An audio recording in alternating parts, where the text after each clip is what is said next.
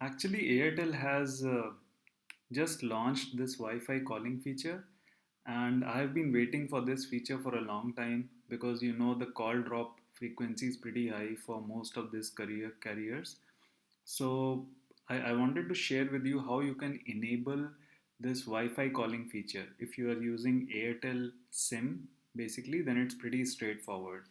And before I go to that, this page you can access like airtel.in/Wi-Fi calling, and you can check whether your phone is compatible or not.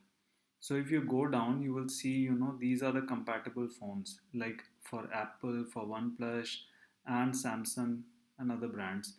So you can check whether your phone is compatible or not. I have an iPhone 7 with me, so I'll quickly show you how you can enable it here. Uh, and Similarly, you can do it on other devices as well. The only thing is you need to use Airtel SIM. Okay, so if you see this iPhone, I hope you can see it. Okay, you simply need to go to settings. Okay, so I'm going to settings. Okay, and in this, you just go to mobile data.